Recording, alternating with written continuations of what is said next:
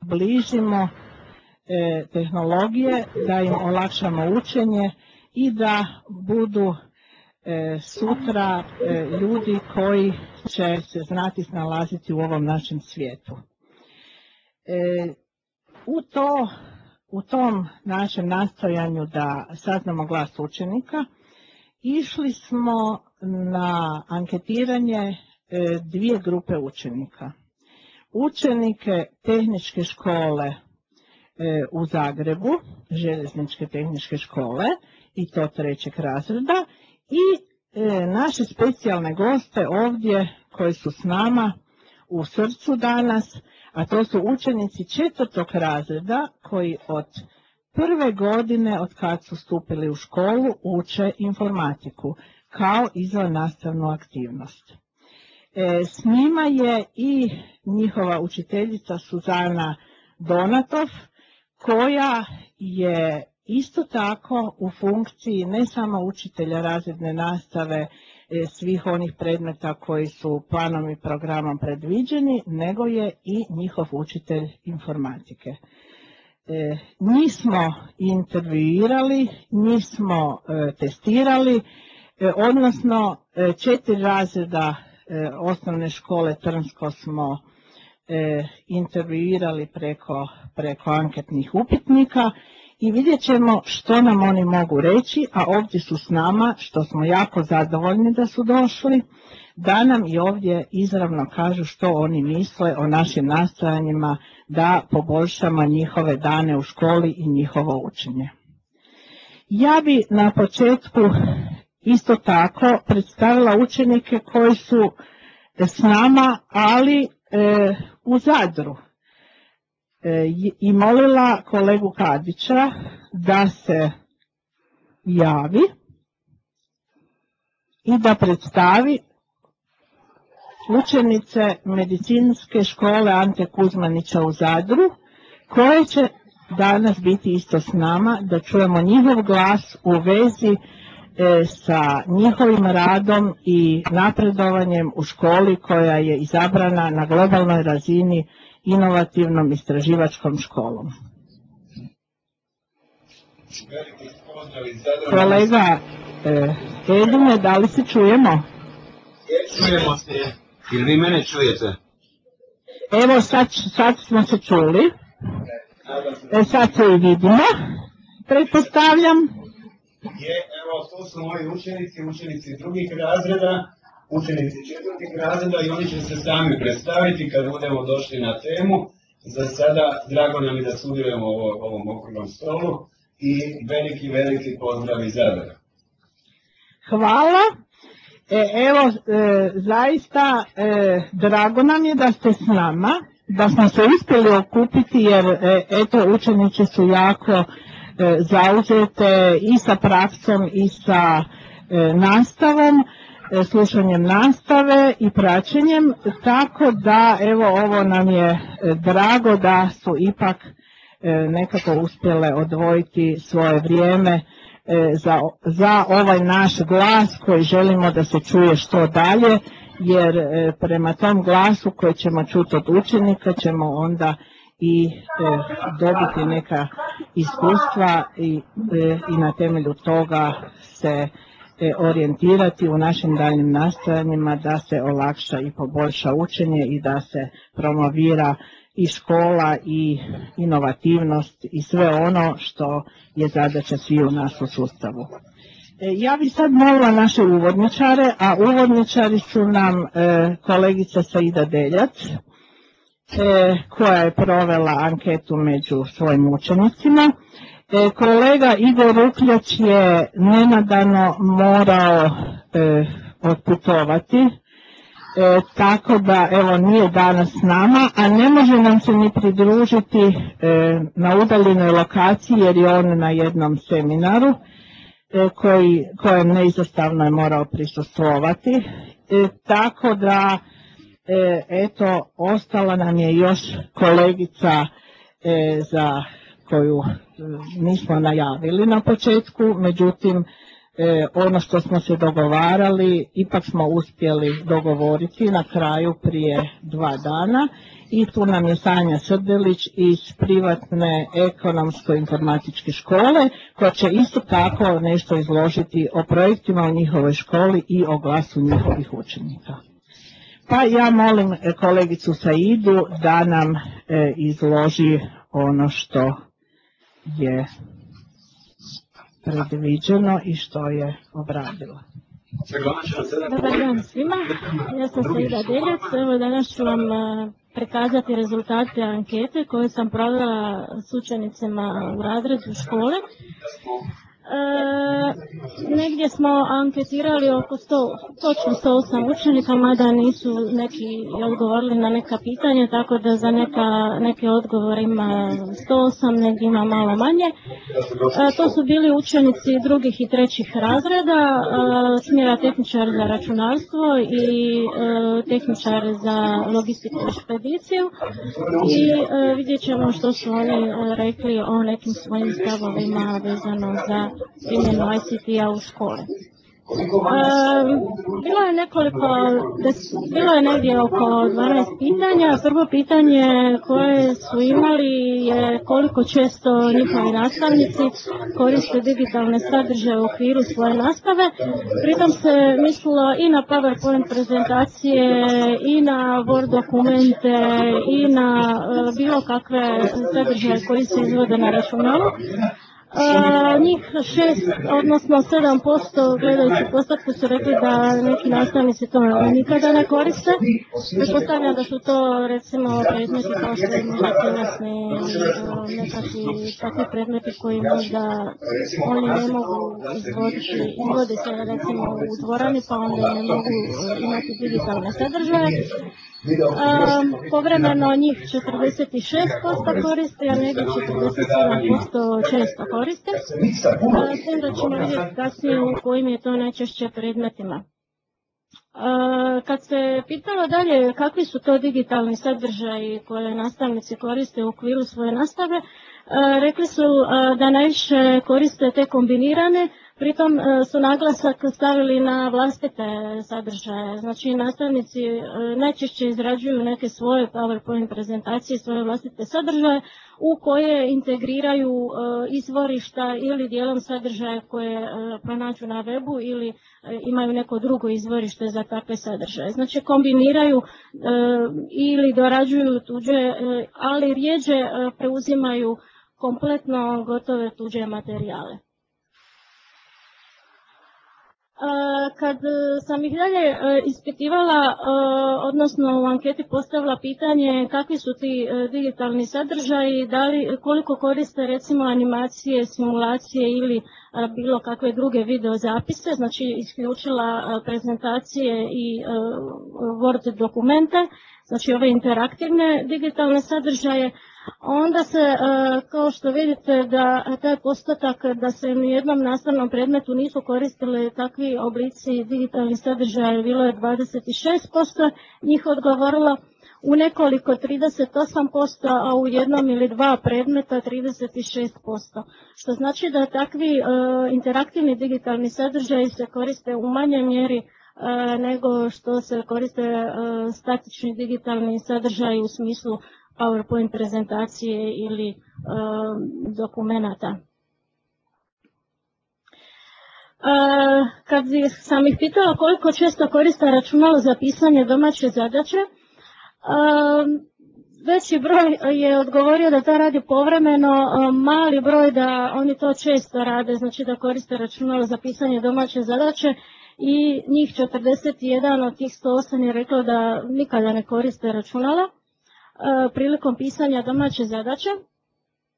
A kada sam ih pitala da li izrađuju oni samostalno digitalne sadržaje u okviru drugih nastavnih predmeta, što znači da li izrađuju PowerPoint prezentacije ili rade nekakve vježbe, znači na bilo koji način koriste računalo prilikom učenja, onda vidite da je njih 52 reklo da to rade, a 55 je reklo da to nemaju tako ili ne sudjeluju u takvim aktivnostima.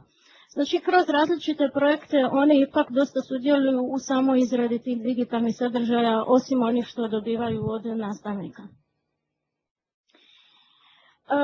Kad sam ih pitala koja izvorišta najčešće koriste za prikupljanje informacija, vidjet ćete i kasnije kroz prezentaciju da oni najrađe koriste Wikipediju kao izvor informacija. Valjda im je najlakše doći do tih podataka koji im trebaju za nastavu za školu preko Wikipedije.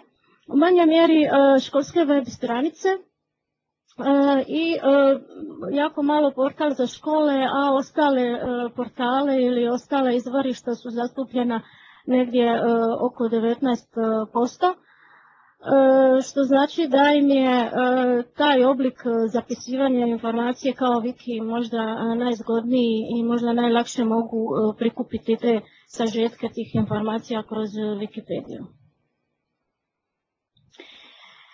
Kad sam ih pitala koliko sati dnevno provedu na internetu, onda su prva pitanja bila da li to je uključeno i ovo što radimo u školi, ono što radimo kući. Ja sam rekla da je u to uključeno sve što bilo gdje, ako su u kafiću ili kući ili u školi. Njih 52 od 108 je reklo da samo do 2 sata, neki su čak i dopisivali manje od 2 sata, 1 sat ili pola sata. Njih 28 da je više od 3 sata, njih 5 više od 4 i 19 više od 5 sati. Sad, da li su to realni podaci, ne znamo jer bilo je nekih koji nisu i htjeli odgovoriti na ovo pitanje. Valjda nisu osjećali se dovoljno sigurno sad da iskreno odgovore koliko stvarno borave sati na internetu. Pitanje je da li imaju profil na nekoj društvenoj mreži, njih 102 je reklo da imaju, 5 da nemaju. Kad se mislilo po društvenoj mreže, onda su bile uključene i Facebook i Twitter i sve bilo koje društvene mreže na kojim se nalaze. Neki imaju i profile na obje ili na 3, ali uglavnom većina njih ima nekakav profil. A kad sam ih pitala da li tu društvenu mrežu osim za zabavu i za komunikaciju koriste u svrhu razmjene znanja, znači da ili zajednički u suradnji s drugim učenicima rješavaju domaće zadaće ili da možda pripremaju se za ispit pa onda traže informacije od svojih kolega vezane za pripremu tih ispita, znači uglavnom za kolaboraciju i učenje. Onda su njih 67, odnosno 63% reklo da ponekad to radi. 8% da radi 30% reklo da to radi često, a nikada je reklo da to radi 7%, što znači da oni tu društvenu mrežu ipak koriste za svrhu učenja jer je škola i domaća zadaća i priprema za školu sastavni dio njihovog života, pa onda i oni mrežu koriste osim za zabavu i za takve prikupljanje takvih informacija. Ovo je vezano možda više za prvi dio, jer sam ih pitala koliko nastavnika koji oni imaju daju im svoje sadržaje koje su izradili u okviru nastave. Ima ih nekoliko, uglavnom su to i stručnih predmeta, nastavnici, uključujući i ovaj predmet računarstvo kojem predajem, gdje im se dostavljaju sadržaj, bilo da im se da na satu pa oni to spreme na svoj USB, ili da im se stavi na školski web. Inače na školski web ima dosta nastavnika koji stavljaju ili stare provjere znanja ili zadatke za vježbanje ili svoje nastavne materijale. Pa sve skupa uzevši to radi dosta nastavnika jer oni su rekli da je samo nekoliko 62 je reklo, ali ima dosta i ovih oko 30%, njih 50% ili više čak od 50% ili gotovo svi ima već određeni broj nastavnika. To ja znam jer to je javno i može se vidjeti na webu, pa onda u tome u prilogi govore ove njihova mišljenja. Kad sam mi pitala koliko nastavnika dobivaju popis izvorišta prilikom zadavanja zadataka u kojima se traži korištenje interneta, onda je to već malo bio lošiji rezultat u smislu da tih izvorišta ili ta izvorišta su već uključena u te obrazovne materijale, pa onda ih ne daju nastavnici zasebno, ili ih možda upućuju na druga izvorišta pa nisu u obliku tih linkova koje bi oni njima dostavljali.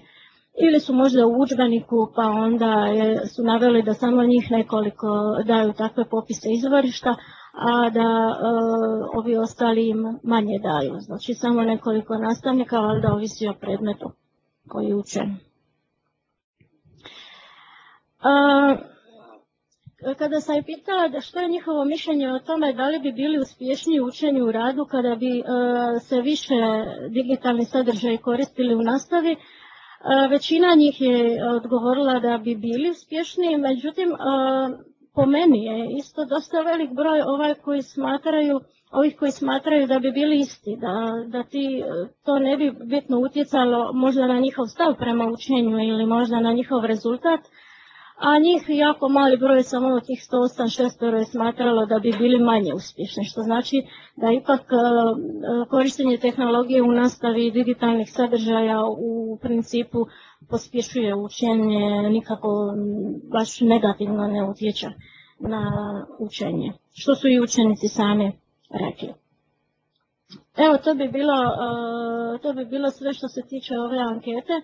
Da dalje prepustim. Evo, ovo je znači srednja škola. Ono što nam poručuju učenici srednje škole, i to tehničke, znači strukovne škole. Sada bi pokazali ono što su nam rekli učenici osnovne škole, i to 4. razreda, znači nižih razreda osnovne škole. Ponovno naglašavam, oni su tu i s nama, neki od njih, predstavnici tih su prisutni.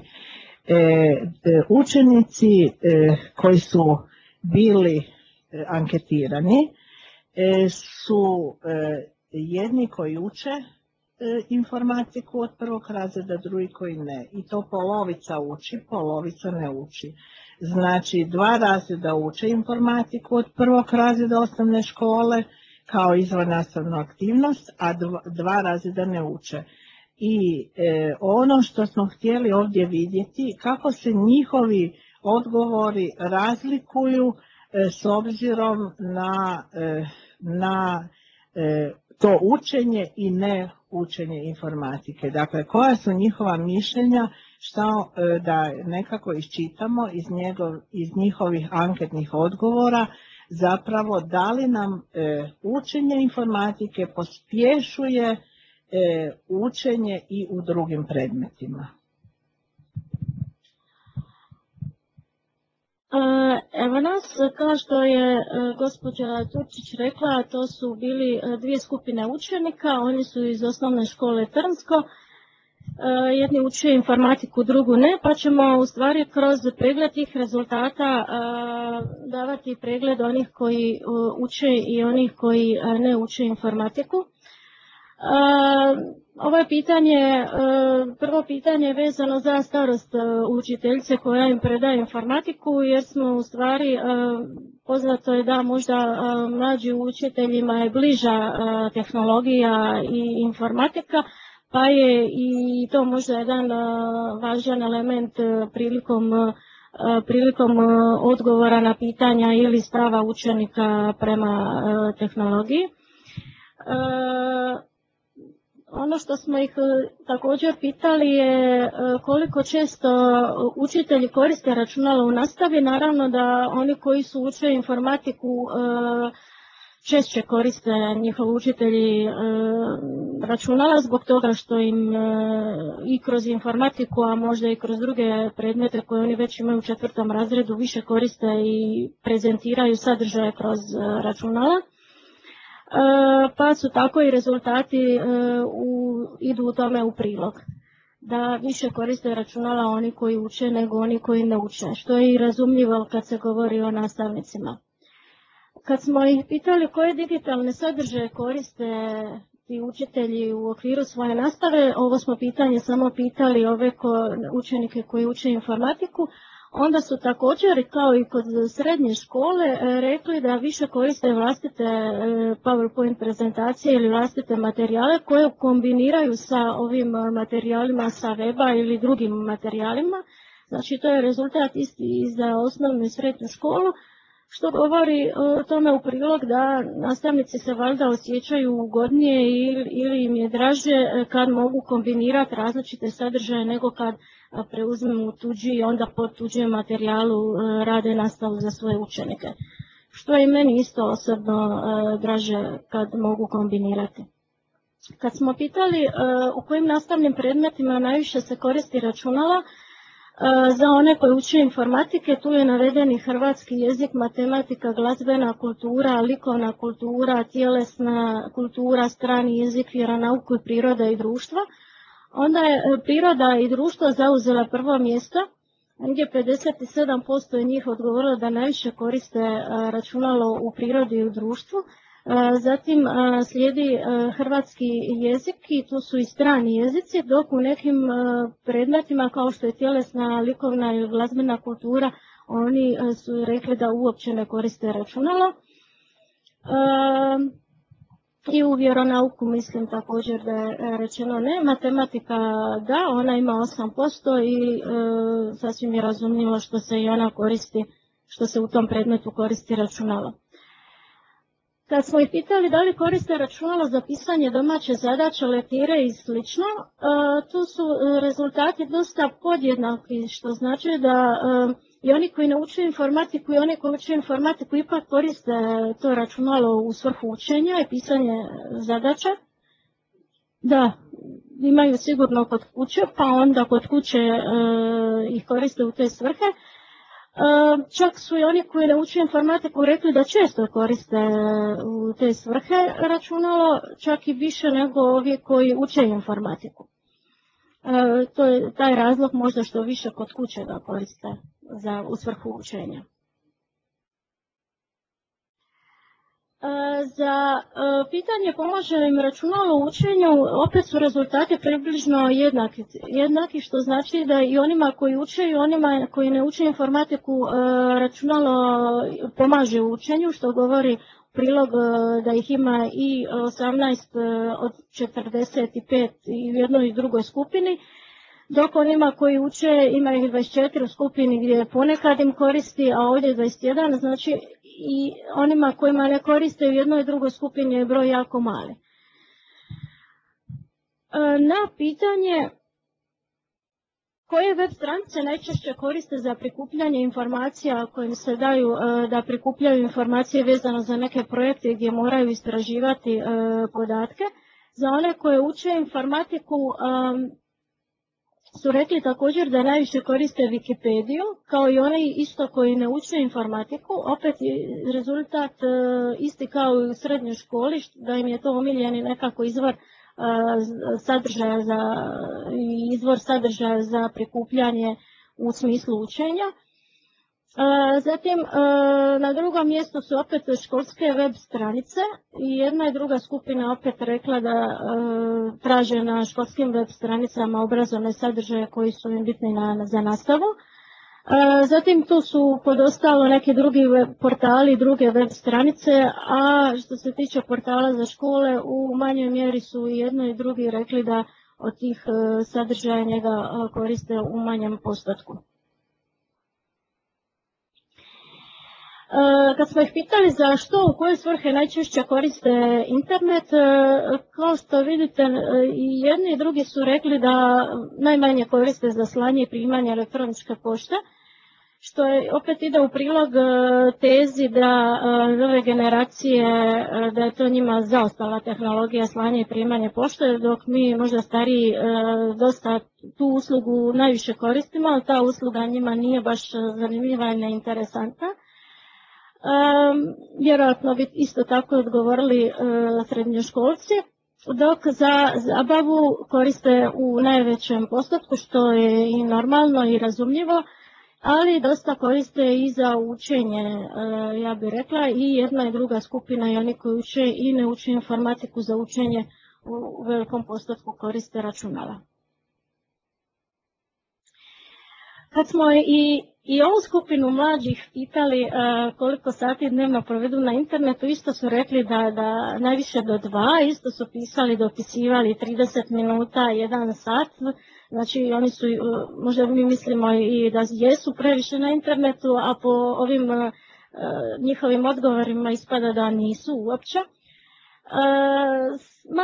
Manji postotak ide više, koristi više od 3 sata i više od 4 sata. A više od 5 sati ima ih jako mali broj i to onih koji uče informatiku, a što se tiče ovo do 2 sata, kao što se vidi iz dijagrama, po prilici je to jednak postotak. Što znači da možda imamo krivo mišljenje da nam djeca puno provode na internetu ili oni ne žele priznati da oni toliko provode na internetu kad ih se pita. Možda oni to tajno provode vrijeme, pa onda možda bi se o tim podacima moglo i diskutirati ili provesti neka šira, opsežnija mjerenja koliko stvarnosti oni provedu. Kad smo ih pitali imaju li profil na nekoj društvenoj mreži, ova skupina osnovne škole u biti do 13. godine i ne bi smjela imati profil na Facebooku i Twitteru, ali oni ga ipak izgleda imaju. I to oni koji uče informatiku manje imaju taj profil nego oni što ne uče informatiku. Znači više oni koji ne uče informatiku koji imaju profil nego oni što uče, oni manje imaju profil na Facebooku. Sad možda su oni obrazovaniji pa znaju da ne mogu ili ne smiju od ovih koji ne uče. To sad ne možemo ništa pouzdano reći, možemo samo nagađati pa onda i o tom bi se dalo možda više provoditi nekakva istraživanja, zašto je to tako. A oni koji već imaju, pitali smo da li oni se samo zabavljaju ili pričaju ili oni to isto rješavaju neke domaće zadaće ili nešto za školu, nekako se pripremaju za ispit. Pa su rekli da oni koji ne uče informatiku, oni više to koriste valjda za zabavu od ovih koji uče informatiku, oni čak ponekad, i njih 18 rekla da ipak ponekad koristi računalo za pripremu zadaće i rješavanje domaćeg rada, a ima ih onih dosta koji su rekli da, znači da to i rade. Znači u prilogu ovdje je da ovi koji uče, oni koji imaju su valjda u svrhu i zabave i učenja kreirali taj svoj profil. Kad smo ih pitali kontroliraju li njihovi roditelji sadržaje koje posjećuju na internetu, onih koji uče informatiku, njih 52% je reklo da uvijek roditelji to kontroliraju, ponekad u manjem postotku i ipak 15% ima oni koji ne kontroliraju roditelji uopće sadržaje koje oni posjećuju i web stranice koje pregledavaju. A oni koji ne uče informatiku 40% radi uvijek, ovi drugi negdje isto toliko povremeno i nešto malo manji, veći postotak, ali zanemarivo veći da to ne radi nikad. Znači, možemo reći da većina njih ipak je pod nekom kontrolom, a da ima još i učenika koji nisu pod kontrolom roditelja kad pregledavaju takve sadržaje. I kad smo ih pitali da li dobivaju od svojih učitelja adrese web stranica za učenje i proširivanje, rekli su naravno ponekad i često, ponekad jer valjda im uvijek i ne treba, pa onda su zato najvišem postotku zaokružili ponekad i često, nikada u manjem postotku. U biti mislim da je ovo dosta dobar rezultat jer pokazuje da im učitelji ipak daju određene izvorišta, što je za osnovnu školu i neophodno i dobro i mislim da su ovo dobri podaci. Kad smo ih također pitali što misle o tome da li bi bili uspješniji u svom učenju i radu kada bi više koristili takve materijale, i jedni i drugi su rekli da bi to pospješilo njihovo učenje, da bi bili bolji i uspješniji. Manji broj i manji postotak u jednoj i drugoj skupini su odgovarali da bi bili isti i opet najmanji broj njih smatra da bi bili manje uspješni. U biti ovi rezultati se isto poklapaju sa mišljenjem učenika u srednjoj školi, mislim baš u nekim istim postocima i u istim omjerima kao i u srednjoj. I imali smo još jedno pitanje za njih, što misle kako bi ti sadržaji mogli izgledati, što bi u stvari za njih značili. Oni su većinom odgovorili da bi to pospješilo njihovo učenje, da bi bili učinkovitiji i pretpostavljam da bi im tako bilo i zanimljivije na nastavi u školi. Zahvaljujem kolegici. Evo, još jedanput naglašavam ovu anketu za učenike osnovnih škola je napravio gospodin Igor Rukljač i obradila je kolegica Seida Deljac jer je kolega morao otići. Mi smo jedno planirali, a dužno zove na drugu stranu, ali vjerujemo da ćemo još imati priliku i s njim i sa ovom populacijom iz nižih razreda osnovnih škola surađivati i dobivati pokazatelje koje će nam omogućavati kako da se ponašamo i što da učinimo i kako da djelujemo u smislu poboljšanja učenja tih učenika. Evo, ja sad bi još dala našem drugom uvodničaru ili trećem bolje rečeno da nam kolegica Sanja, ja ću se premjestiti.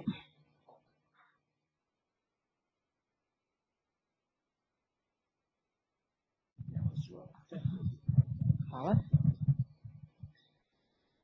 Dobar dan svima, ja sam Sanja Srdelić, dolazim iz privatne ekonomsko-informatičke škole u Zagrebu. Obzirom na današnju temu, kroz prizmu projekta Moj online razred koji se provodi u našoj školi, željela bih vas upoznati sa projektom kojem je upravo glas učenika bio polazišna točka za promišljanje i za promjene koje smo u školi proveli u odnosu na nastavu i u odnosu sa učenicima.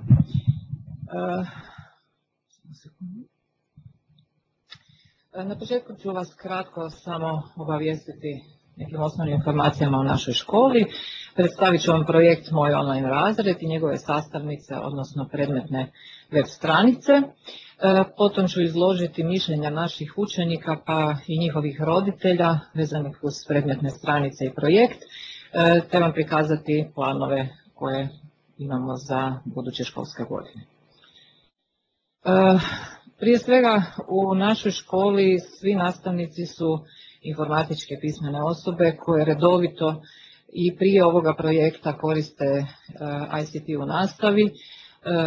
Također što se tiče izrade digitalnih nastavnih sadržaja i prije ovog projekta neki nastavnici su kreirali digitalne nastavne sadržaje, objavljivali ih na školskom CMS-u, bilo da se to radilo o vlastitim digitalnim nastavnim sadržajima ili kombinaciji vlastitih sadržaja sa već objavljenima na internetu, a koristili smo naravno interaktivne sadržaje putem portala za škole, portala Nikola Tesla.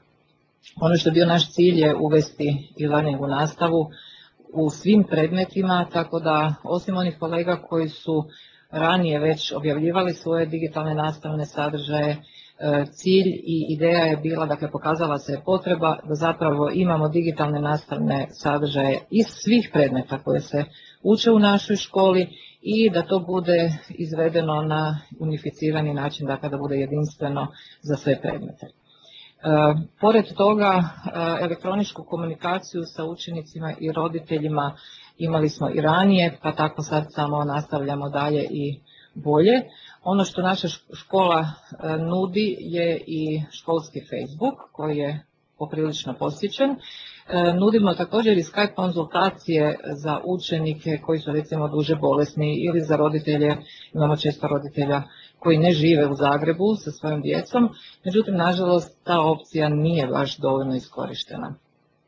Također su učenicima na raspolaganju učenički predmetni forumi, a na temelju svih ovih sastavnica o kojima sam pričala imamo za svake od njih vrlo pozitivne reakcije i učenika i roditelja. Ukratko bih vam željela predstaviti školu. Mi smo privatna srednja škola, obrazujemo učenike za zanimanja ekonomisti, tehničar za računalstvo. Obzirom da imamo vrlo mali broj učenika u razredima, dakle idemo s time da imamo što manji broj učenika kako bi s njima mogli imati individualni pristup. Također redovito koristimo sve moderne nastavne metode i strategije. Pored učenja u učionici, našim učenicima nudimo i izvan učioničko učenje, na terenskoj nastavi, na putovanjima, a učenici su vrlo često uključeni i u projekte, radimo vrlo često kreativne radionice, a imamo vrlo često i goste predavače i tu je vrlo zanimljivo da često gosti predavači budu upravo i roditelji naših učenika koji su u toj branši pa mogu učenicima predstaviti svoj rad, odnosno ono što ih u budućnosti u struci čeka. Sada ću vam predstaviti projekt Moj online razred. Ovdje na slajdu vidite zapravo naslovnicu našeg školskog weba u kojem je u samom zaglavlju gore zelenim slovima označen naš novi projekt.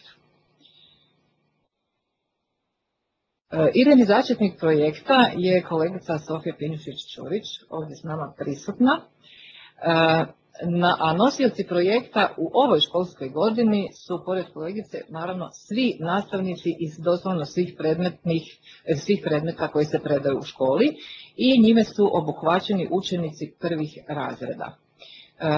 Ove godine su to samo učenici prvih razreda, jer ne smijemo zaboraviti da za ovakav projekt, odnosno ovakve predmetne stranice koje ću vam predstaviti, je uloženo i treba jako puno vremena i jako puno truda. Cilj projekta, osnovni, bio je sistematizacija, dakle, postojećih i novih digitalnih nastavnih sadržaja iz svih predmeta i to u oba smjera, dakle i ekonomist i tehničar za računalstvo. A ono što je neizostavno naglasiti kao cilj je omogućiti učenicima kvalitetnije praćenje nastave. Iz izjave učenika kasnije vidjet ćete zašto i kako je to moguće.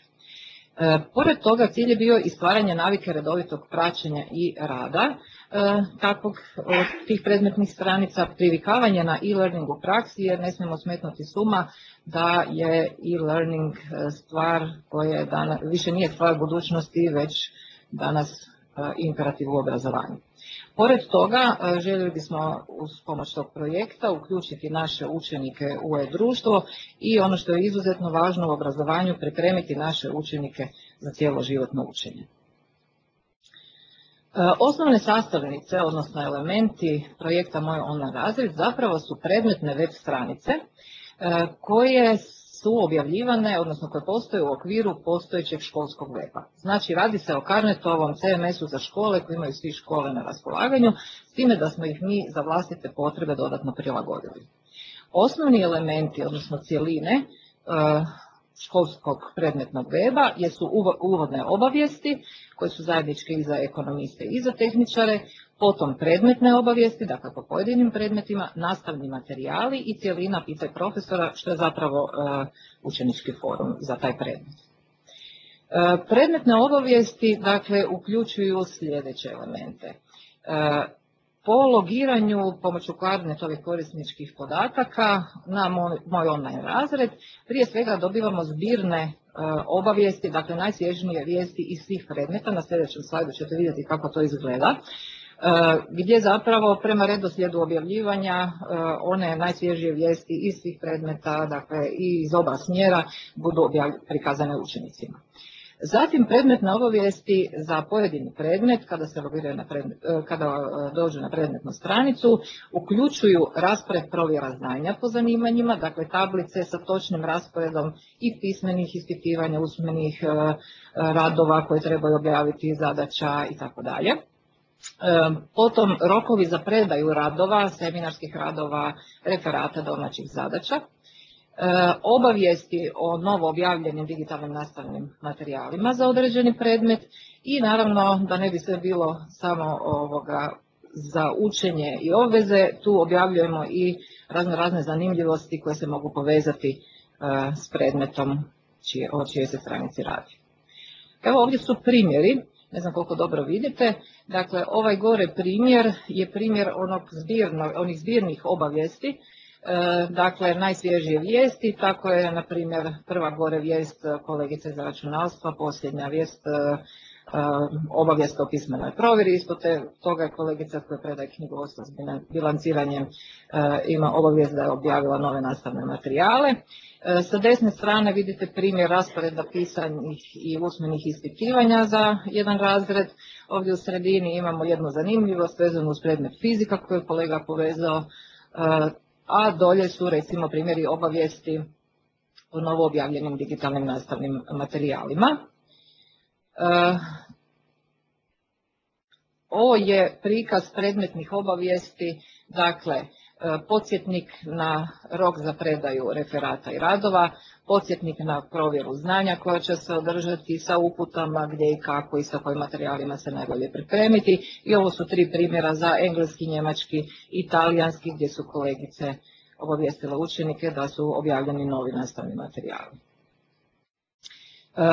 Cjelina nastavni materijali sadrži sistematizirane digitalne nastavne materijale koji su kreirali nastavnici pojedinih predmeta. Mi smo ih nazvali e-bilježnicama sukladno nazivu naše škole, obzirom da smo ekonomsko-informatička, onda smo smatrali da je to prikladan naziv. Dakle, predmetne mape, pored tih e-bilježnica, sadrže i druge mape, naravno specifično po predmetima, po potrebama predmeta, koji u sebi sadrže dakle, sažetke nastavnih cjelina i jedinica u bilježnicama, riješeni zadaci, vježbi sa nastave, zatim mape domaćih zadaća, mape radnih listića, mape zadataka za vježbu i ono što isto tako smatramo vrlo važnim, a to je samo procjena znanja koja je učenicima nužno potrebna za uspjeh u učenju, a to im je pruženo kroz mape, primjeri kontrolnih zadaća i interaktivni kvizovi. Eto primjera, dakle kako izgledaju predmetne mape. Dakle, predmetne mape, ovdje je primjer za osnove elektrotehnike i računalstva. Naravno, svaki predmet ima takve predmetne mape. Tu su e-bilježnice, radni listići, laboratorijske vježbe, dakle, ovisno specifično po predmetima i ovdje su primjeri nekih interaktivnih dakle, kvizova koje radimo u alatima koji su nam dostupni poput Hot Potatosa i srodnih alata. Posljednja cjelina, ali ne najmanje važna, je cjelina Pitaj profesora, odnosno to radi se zapravo o predmetnom forumu. U tom predmetnom forumu učenici mogu pitati nastavnika sve što ih zanima ili se javiti sa problemima koje imaju vezano uz materijale ili uz shvaćanje gradiva, ne moraju za to čekati dakle, nastavu, sljedeći nastavni sat. Između ostaloga mogu postaviti i učenici, a i njihovi roditelji upite nastavnicima, međusobno komunicirati, tako da je zapravo u ovom slučaju smo pomoću tog foruma predmeta omogućili međusobnu komunikaciju u svim smjerovima, dakle nastavnik, učenici i roditelji. Pored toga vrlo često ovdje objavljamo i linkove koje upućuju učenike na neka istraživanja vezana uz predmet. Ono što je zapravo nama jako važno i dalo nam je motivacije i snage da nastavimo dalje, ne zaboravivši na silni trud koji je uložen, upravo je glas učenika. Ono što smo i očekivali kad smo krenuli sa projektom je da će na početku biti otpora učenika spram ovakvog načina rada. Dakle, naišli smo upravo na taj početni otpor. Smatramo da je jedini zapravo razlog tog početnog otpora bio taj što učenici ranije nisu bili navikli na ovakav pristup učenju. Dakle, nisu ga imali gdje upoznati. Međutim, vrlo brzo učenici uz pritisak nastavnika da sudjeluju u tome, dakle da pristupaju predmetnim stranicama, mi smo jednostavno inzistirali i tražili od njih i jedino tamo im davali materijale koje drugdje nisu mogli imati i nisu im bili dostupni kako bi ih natjerali da počinju sudjelovati u projektu. I onda su oni sami zapravo uočili blagodat ovakvog načina rada i vrlo veliku korist od ponuđenih sadržaja. Naravno, samim time došlo do naglog porasta zanimanja i suradnje sa učenicima, a mi smo to mjerili zapravo vrlo naglim i povećanim brojem posjeta školskom webu. Naravno, uočili smo i značajan utjecaj na uspjeh u učenju kod naših učenika, a same njihove pozitivne reakcije također su nam to potvrdile.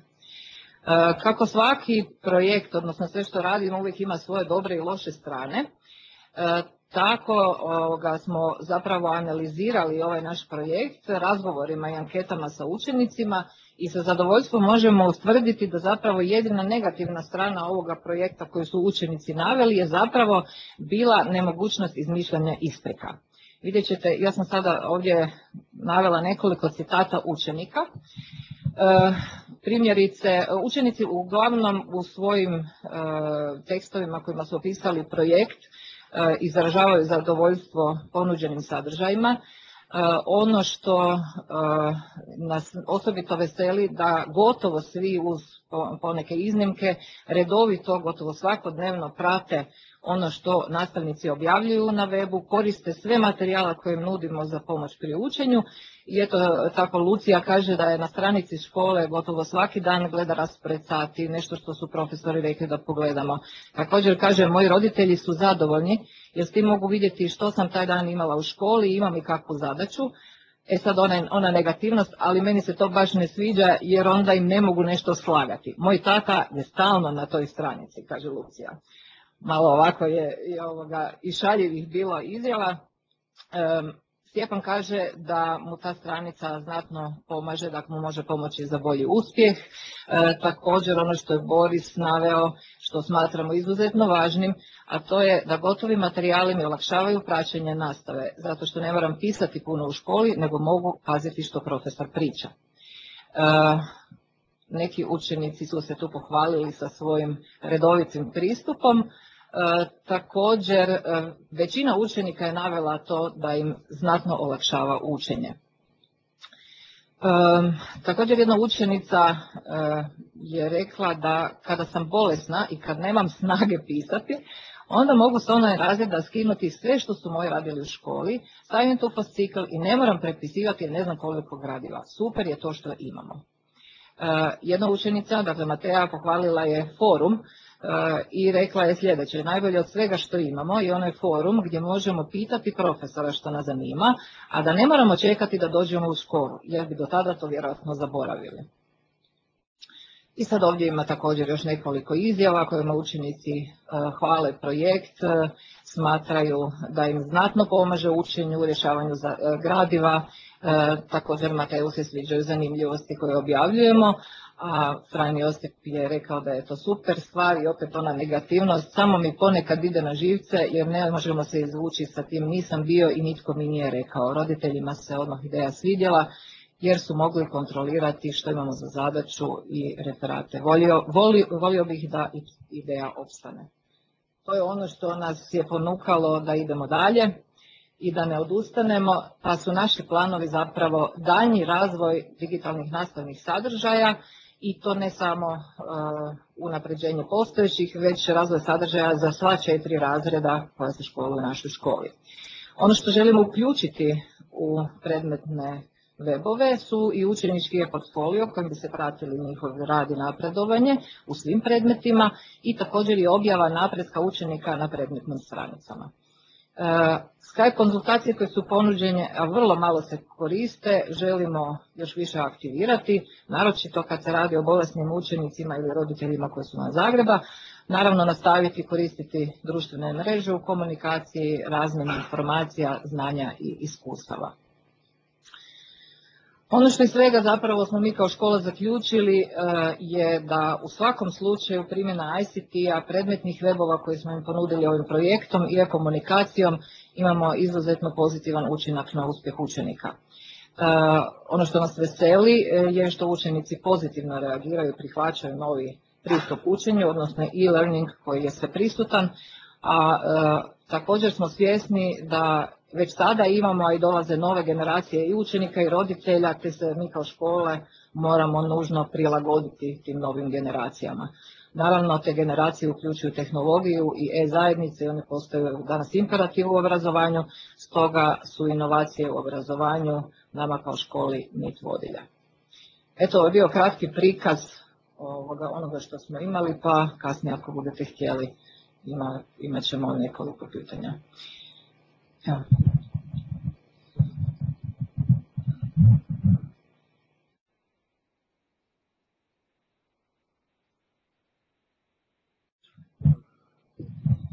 Zahvaljujem kolegicama koje su nas evo uvele u temu o glasu učenika. Dogovorili smo se sa kolegom Edinom u Zadru da njihove učenice nešto kažu prije nego što to bi isto spadalo u jedan malo uvodni dio, da nešto kažu o tome kako su doživjele sve ono što se događalo u njihovoj školi, koja je time što je provodila inovativno učenje i poučavanje i suradnju sa lokalnom zajednicom postala istraživačka inovativna škola na globalnoj razini. Evo molim kolegu Edina da uključi učenice i da čujemo njihov glas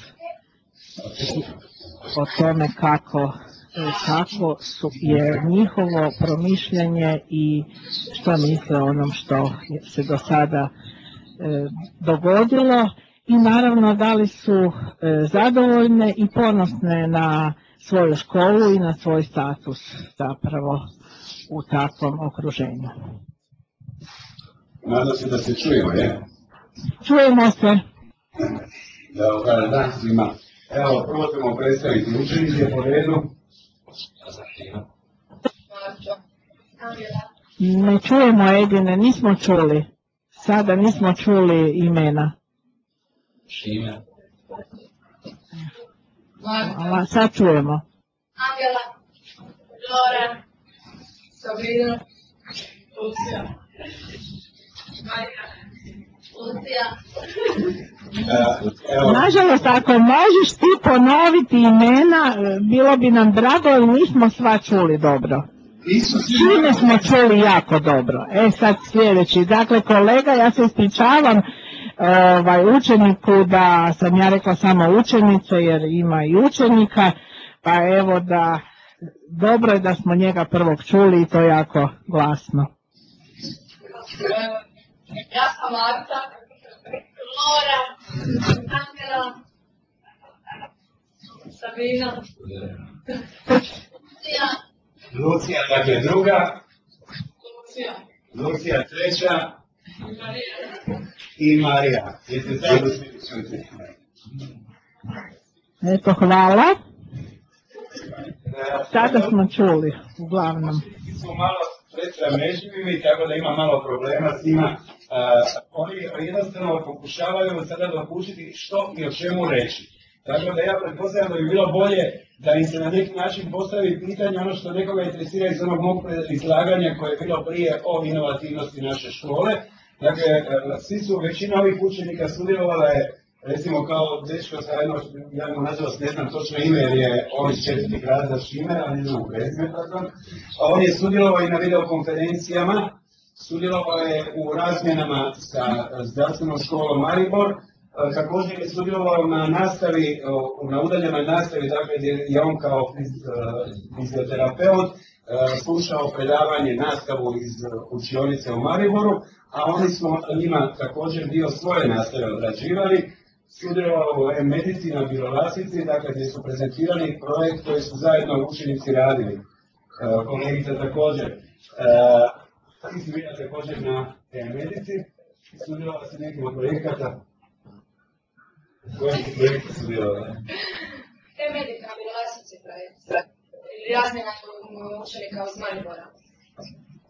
Dakle, sa Mariborom ovdje su nam učenice koje su sudjelovali u međunarodnim videokonferencijama, dakle, koje su upoznavale kulturne karakteristike svijeta, sudjelovali to su većinom konferencije Mega Conference Junior, ali također i na konferencijama u kojima smo predstavljali našu školu kao zdravstvenu školu. Koja je konferencija? Bila je konferencija sa školom iz Maribora, sa medicima Kako predavanje?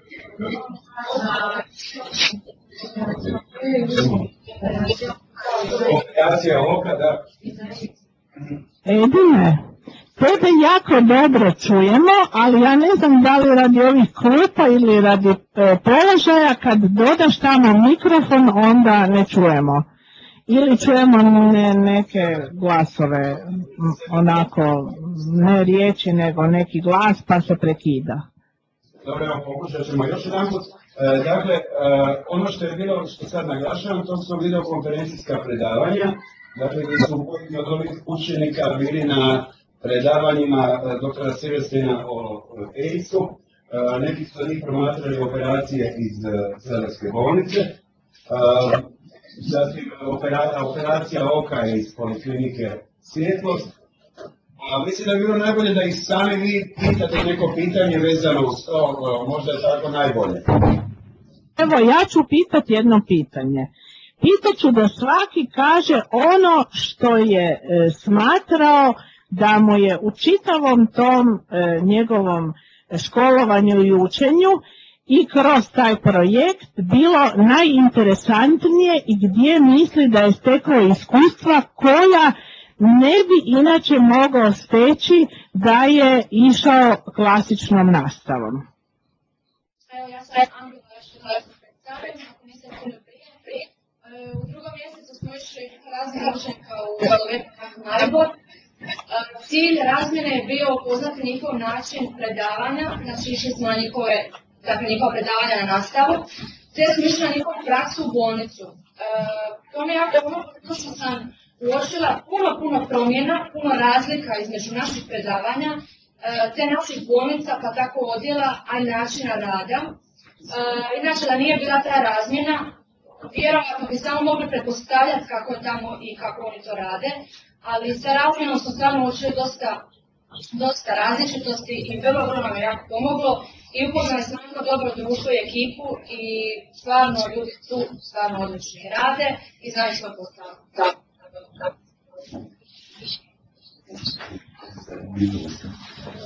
Ja sam Šime.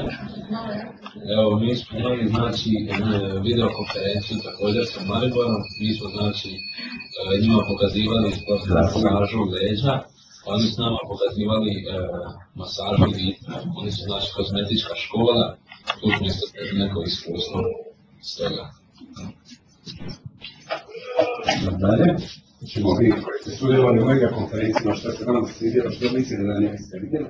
Znači, ja sam Lucija i mislim da najbolje od svega u tim konferencijama je bilo to što smo mogli vidjeti kako rade druge škole, koje su na primjer isto medicinska škola, te smo mogli poznati novo društvo, nove prijatelje koje ne bi mogli učiti.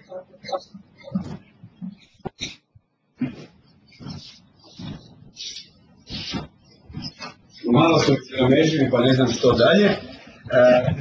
Evo, ja ću pomoći. Dakle, koliko smo razumjeli, zapravo njihova iskustva iz tog projekta su im proširila znanja i vidike i u praktičnom i u teorijskom smislu. Znači, njihova nastava i sve ono što su radili ovdje u školi bila još nadopunjena sa onim načinima i nastavom kako rade u drugim školama, što naravno kombinacijom daje bolji uvid u same one znanja i vještine koje trebaju oni steći da bi postali, kao što su rekli, i medicinske struke i onog što se traži od medicinske struke. Ja bi sad molila, malo smo, možda najbolje smo čuli opet kolegu koji je učenik, ja ne znam zašto, ali možda ima tako glas bolji, sad se malo šalim. Da li oni su poboljšali neke svoje kompetencije, znači Da li su time što su bili i na razmjeni i videokonferencije i u drugoj bolnici, da li misle da su time svoje buduće kompetencije obogatili, svoje iskustvo na neki način upotpunili? Ako ja mogu samo na početku reći, radi se o jednoj stvari, oni su sad istakli normalno ono što je njima bilo najinteresantnije, to je same razmjene i ono što je išlo. Uz to idu recimo projekti koje oni zajedno rade, koristeći sve oblike komunikacije, dakle od društvenih mreža, sad su priznali da najmanje mailove koriste kad su slušali izlaganje malo prije. Dakle, u komunikaciji zajednički odrađuju i pripremaju projekte, odnosno prezentacije nekih tema koje su vezane uz njihovu struku.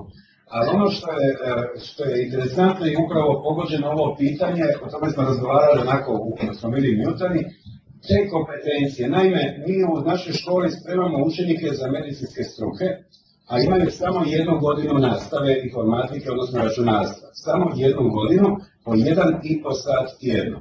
Dakle, njihovo familijariziranje sa novim tehnologijama je dosta zbog toga problematično. I osnovni cilj naš jeste njih pripremiti upravo na ono što ih čeka, da se na neki način ti učenici pripreme sa tehnologijom koja će doći, a mi ne znamo koja će doći. A sad ne mogu neko od njih to sa svog rakursa reći. Ajmo, koja će. Bog, ja sam Sabina. Ja bih samo rekla da, na primjer, gledanje operacije oka je bilo za nas iznimno iskustvo, jer to bez ove tehnologije ne bi bili u mogućnosti vidjeti zbog neizvedivog pristupa bolnici, tj. Poliklinici Sunce, te jednostavno previše učenika ne bi mogli svi stati u prostorije te bolnice da bi mi mogli pogledati tu operaciju, a opet vidjeti presađivanje mrežice se ne može svaki dan i to je bilo fantastično za vidjeti. Ja mislim da nas je to obogatilo kao osobe i kao buduće medicinare. Da li pretpostavljate da je i kamera tu jako važna koja može približiti ono što se događa, pa možete izravno vidjeti tu operaciju? Da, naravno, svi endoskopski instrumenti, sve je bilo spojeno na kameru, mi smo doslovno mogli vidjeti kako instrument ulazi u nožnicu oka, kako se izmjenjuje mrežnica, tako da kamera nam je omogućila sve to. Eto, hvala. Da li još netko ima neko dobro iskustvo koje može podijeliti s nama?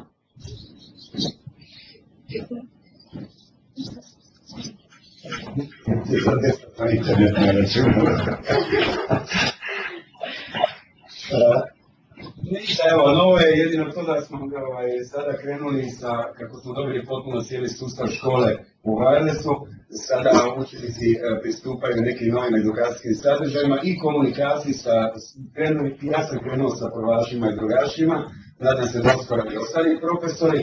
Dakle, cilj nam je sada i krenuti prema elektronskim bilježnicama, što mi je jako drago da vidim da je to već i krenulo, a uskoro se nadamo i prema elektronskim imenicima. Pa to je sad neki novi izazov koji mi planiramo u narednih 1,5 dana. Još jedno pitanje samo učenicima.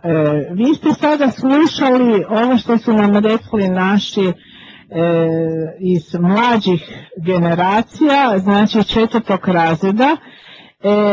Što mislite o tome, da li ta djeca imaju bolju perspektivu ako budu više poznavala tehnologije? Evo ja ću nešto reći. U svakom slučaju, današnja tehnologija nam omogućava brz prijenos informacija. Dakle, iz kojeg god područja želimo nešto znati, možemo slobodno uhvatiti tu tehnologiju i dobiti određene informacije koje su nam potrebne, koje treba staviti. Ne čujemo dobro, Edine, ne znam zašto, evo prije smo čuli onu kolegicu, sad ovo nismo uopće čuli šta je rečeno. I šta čujete? Šta čujete? Sad čujemo. Onda koliko ste uopće čuli vi do sada? Čuli smo dovoljno da razumijemo, a ovu sad kolegicu, vašu prethodnu koja je govorila, smo sve čuli. A vas nismo, jel možete ponoviti što ste rekli? Pitali se dakle koliko tehnologija pomaže učenicima, općenito ja mislim da pomaže dosta, jer kažem, tehnologija današnja brz prijenos informacija, dakle iz kojeg god područja mi zahtjevno tražimo, možemo slobodno dobiti i mislim da koliko god to koristimo, da dobro će nam doći u takvom slučaju sad. A moja humanizacija? Humanizacija? A da, kako god ima pozitivnih stvari, mislim da ima i negativnih. Ja se nadam da ta tehnologija će se koristiti kako bi stvarno bio brz prijenos informacije, kako bi dodali ono što u tom trenutku ne bi, ali nadam se da isto tehnologija nećemo to primijeniti na nekakav drugačiji način da bi na kraju to ispalo negativno. Uglavnom svima nama je bit da nam pomogne to, a sad koliko ćemo mi to potrebiti, ovisi. Pa, hvala lijepa, ali mi smo se upravo našli da nam pomogne i da negativne strane, naravno sve ima i negativne, kao što je rekla naša kolegica Sanja, da te negativne strane ublažimo i da koristimo ono što tehnologija donosi kao pozitivno. Ja bih sada možda tu da li ima pitanja iz naše dvorane ili od ovih kolega koji su spojeni. Da li ima pitanja prema učenicama iz Zadra? Evo, mi tražimo. Imamo samo pitanja za našu kolegicu Sanju. Međutim, da li netko možda ovdje iz dvorane, da li netko od vas učenika želi nešto pitati ove učenice koje su u medicinskoj školi u Zadru? Pitanje na chatu. Da li biste želi nešto pitati? I oni tako postavljaju pitanja ako nemaju mogućnost komuniciranja. Evo, možda da ja sugeriram, neko nekih pita da li su oni imali informatiku kad su bili u osnovnoj školi. Jel hoćete neko pitati? Evo, pitat ću.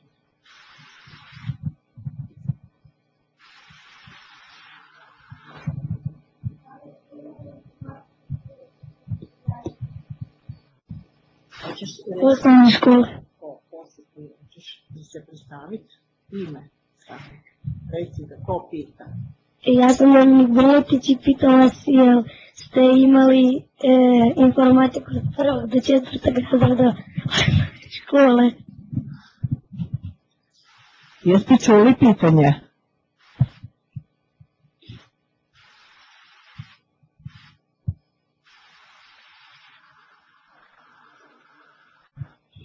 Edine, jeste čuli pitanje koje je postavio učenik ovdje?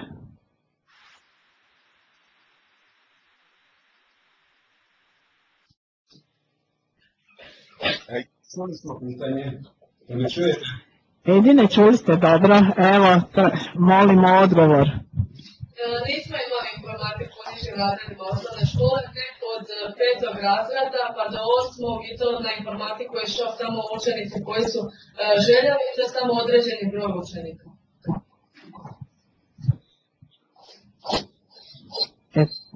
To je odgovor sviju, znači svi ste tako. Samo od 5. do 8. i ne svi. Da li vi ovdje koji ste prisutni svi, da li ste vi imali svi od 5. do 8. Svi razredi su imali, to je tako bilo u njihovom doba, što bi rekao. Ovo su već četvrtaši i onda znači unatrag par godina je to ipak bilo malo drugačije.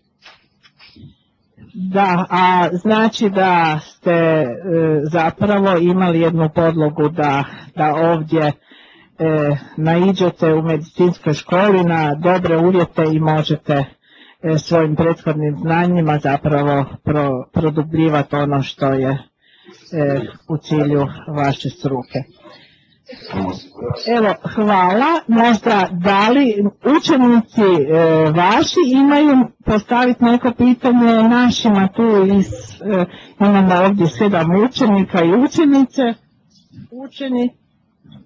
Evo, učenica jedna, evo ispravljaju me naravno, ja tu dobro ne vidim. Dakle, da li imate neko pitanje za ove koji su u 4. razredu u Zagrebu u osnovnoj školi Trnsko?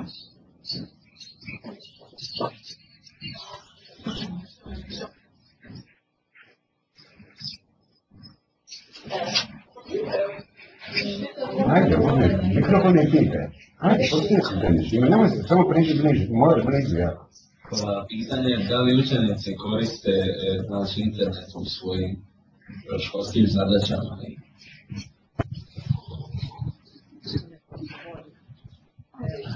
Evo, javljaju nam se.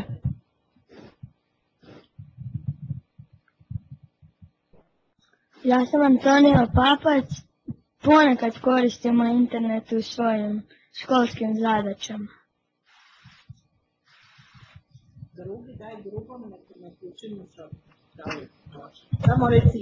Ja sam Mikela, isto povremeno koristim u školskim zadaćama.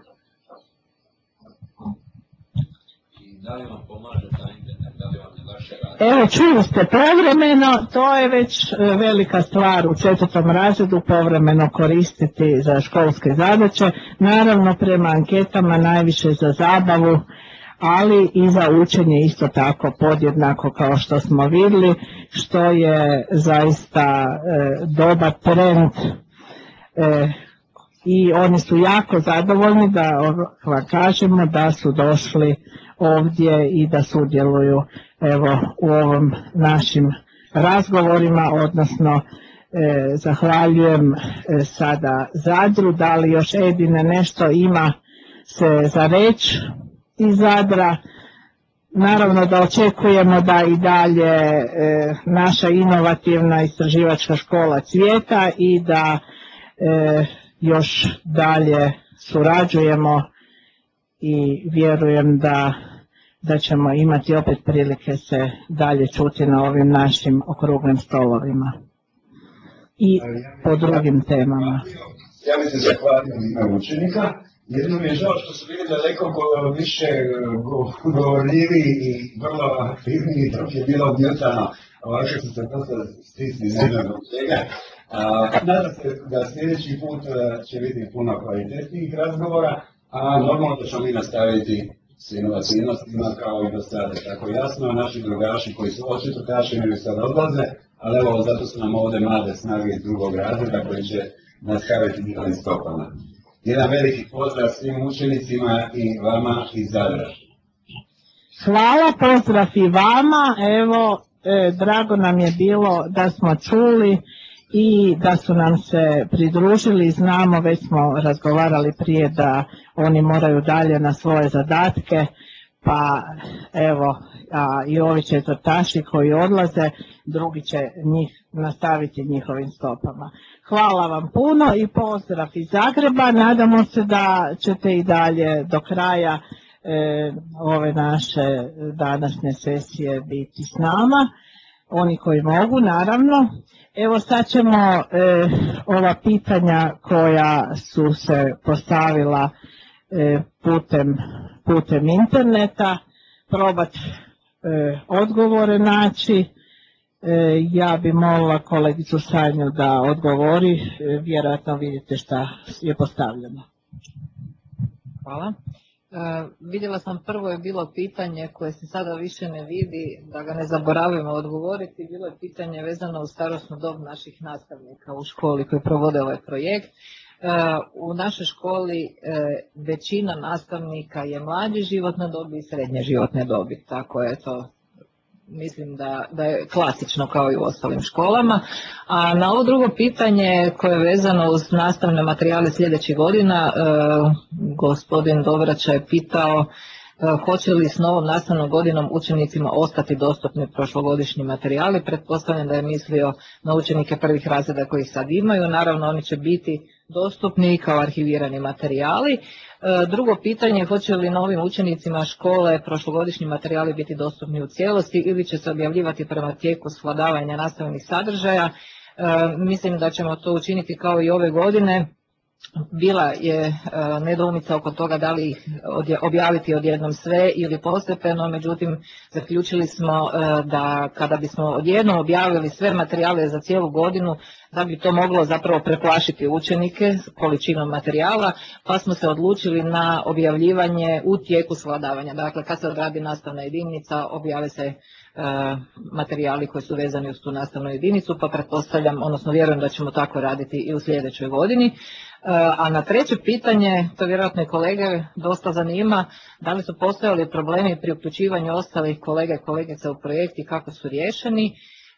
Srećom problema nije bilo, jedino što nas je sve mučilo kako ćemo tako brzo toliko veliku količinu posla odraditi što kvalitetnije. Srećom uspjeli smo, naravno da svatko od nas ima neke sitnice koje bi vjerojatno želio promijeniti i promijenit će u narednim materijalima, međutim to su vrlo male stvari i zadovoljni smo tim što smo napravili, tako da problema zapravo ni nismo imali i nismo imali što rješavati. Eto, kolege su svi bili vrlo raspoloženi za to i evo, veliki trud i zalaganje i to nam je uspjelo. Tako da mislim, ne bi vam znala reći kako da, ako budete imali problem kako da ga riješite, evo mi taj problem na sreću nismo imali. Evo. Da, evo, Saida. Gospođa Ljiljana Herner je podigla ruku, ako bi željela nešto reći, može uključiti mikrofon pa onda reći online. Da li još uvijek želi ili odustala?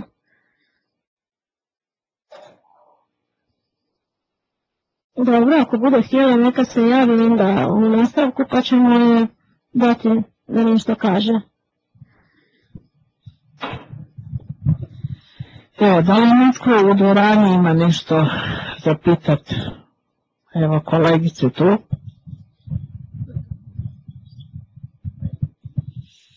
Ja sam Draž Berger, imam pitanje za vas. Jeste li bili sudjelovali ili gledali još koju operaciju osim presuđivanja o rožnice oka? Evo, jedine pitanje za Zadar. Imali smo ginekološku operaciju.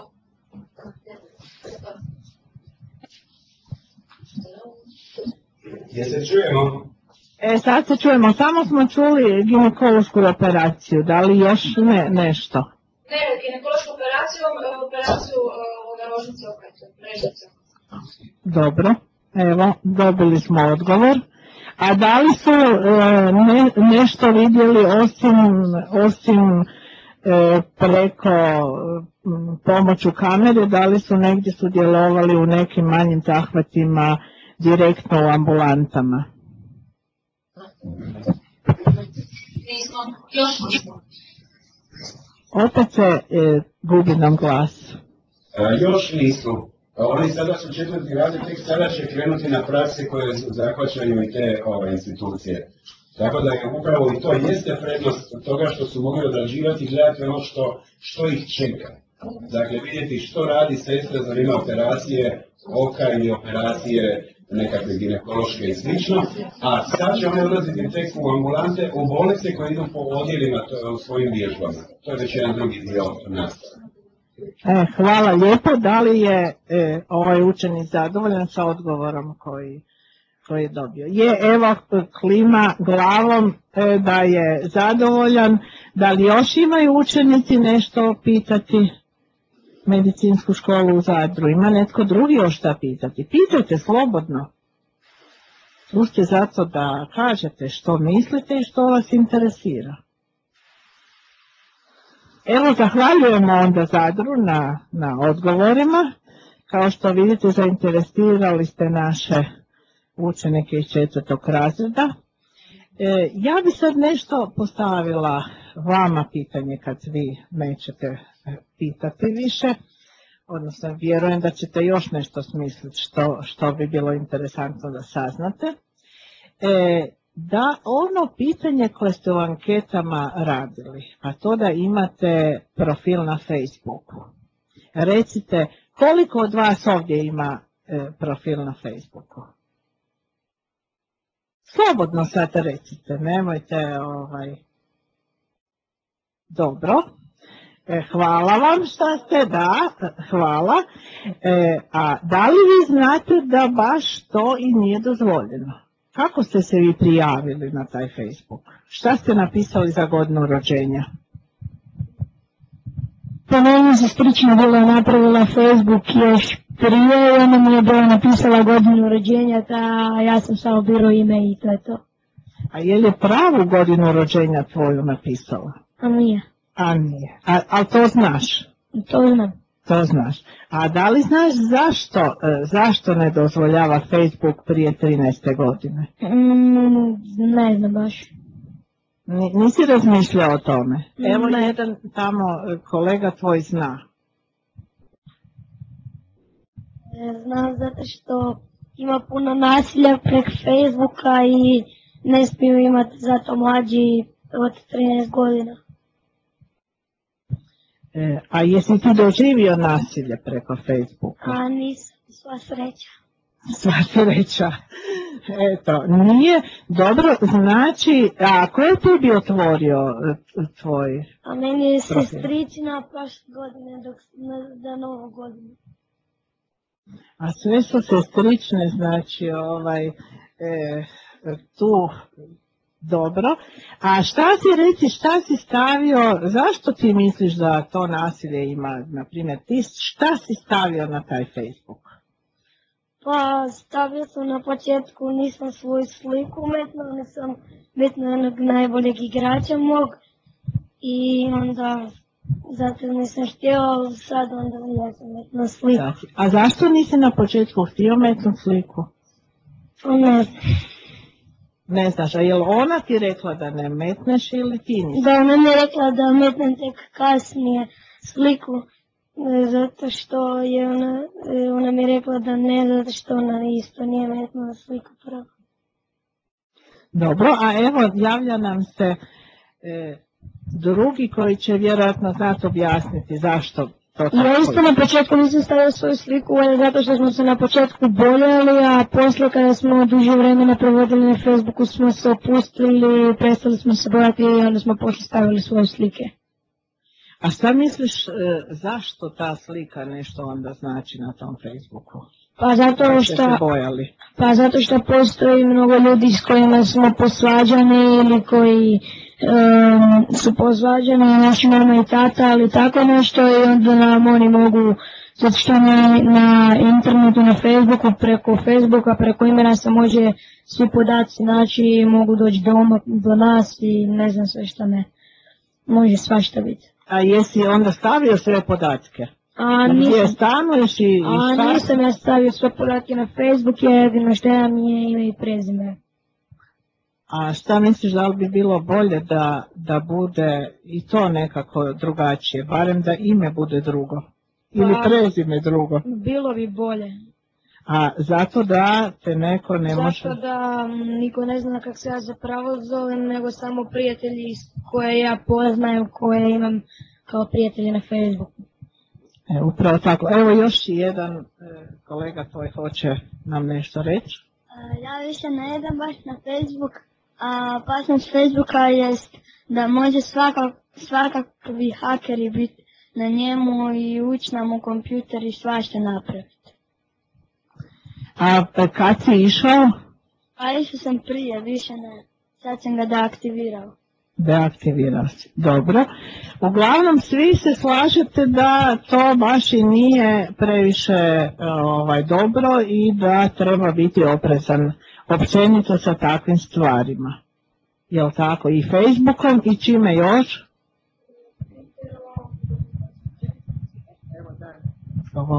Da treba biti još oprezan sa Twitterom i ostalim društvenim mrežama jer postoji mnogo ljudi koji mogu nam nešto napraviti ili nauditi.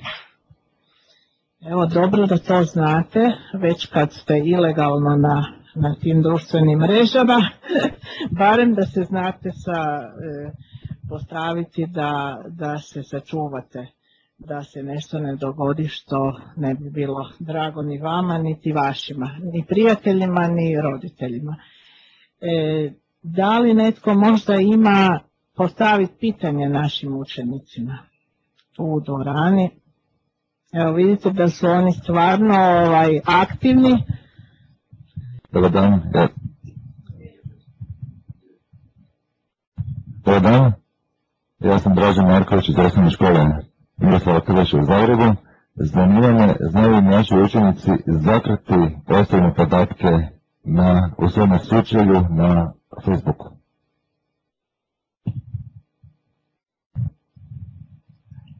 Ja znam.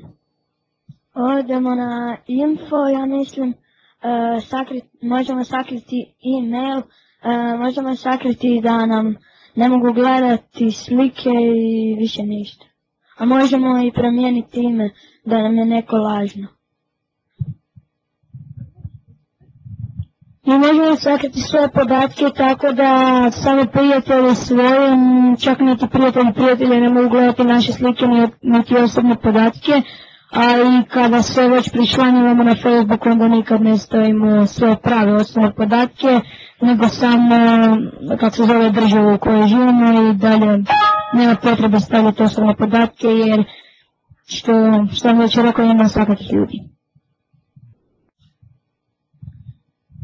Eto, hvala. Ima još ko pitati šta njih? Vidite da su nam jako aktivni i vidimo da su informatički osviješteni.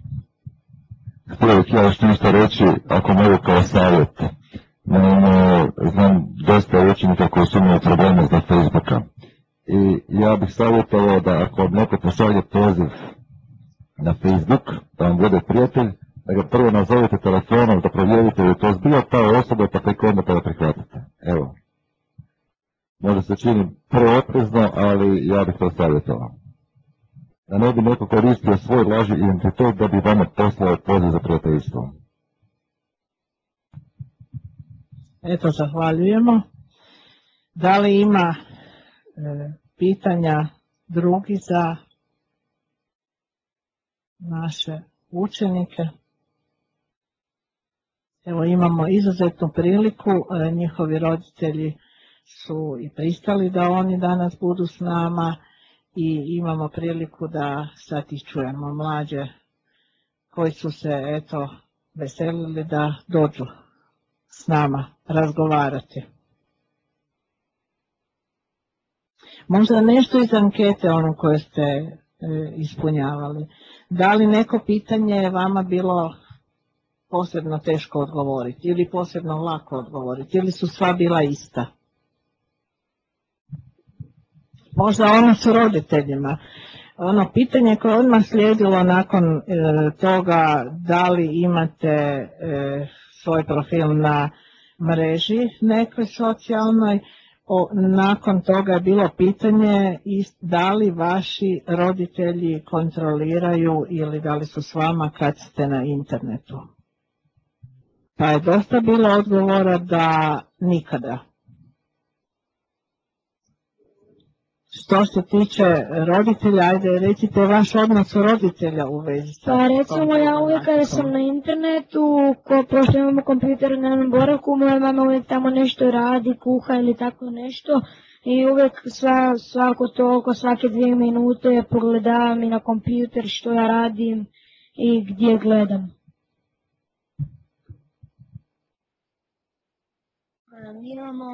Sad smo preselili kompjuter ispred od moje sestre i mene sobe, a pokraj te sobe kupaonica, pa tata stalno prolazi i gleda šta mi radimo.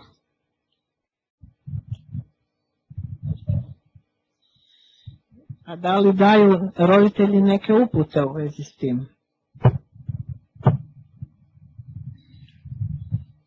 Meni mama stalno dok sam na Facebooku govori da ne pričam sa prijateljima i ljudima koje ne poznajem i da ne prihvaćam druga prijateljstva, pozdrav za prijateljstvo od ljudi koje ne poznajem i da ako mi neko preko interneta zove van, ili da se negdje nađemo, da nikako ne dođem jer i se tako znalo dogoditi, recimo da se skupi grupa ljudi i onda istuku tog nekog jednog dečka ili djevojčicu i tako. Evo ima još pitanja za naše učenike. Zanima me, znate li, odnosno što biste učinili kada biste recimo na vašem Facebook profilu, kada bi vam neko pristupio kao prijatelj i počeo objavljivati nekakve neprimjerene sadržaje, postavljati vam neprimjerena pitanja, dakle shvatite da to nije taj prijatelj kao što je kolega rekao, neko sa lažnim profilom. I inače na internetu kad komunicirate sa ljudima, da li znate što možete učiniti ako se počnu događati stvari koje vama nisu ugodne, dakle stižu vam poruke nekakve ili nešto slično što smatrate opasnim i neugodnim. Znate li što možete učiniti i kome se zapravo trebate i morate obratiti?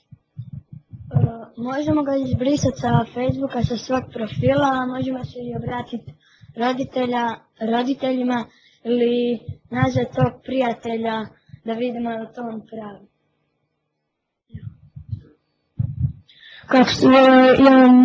Htio bih se dodati ono što Antonio rekao, tamo pored gdje ga isključimo iz svog profila ima također postavka gdje ga možemo tužiti za nešto, da stavlja neprimjerene fotografije ili piše neprimjerena pisma po Facebooku i chatovima.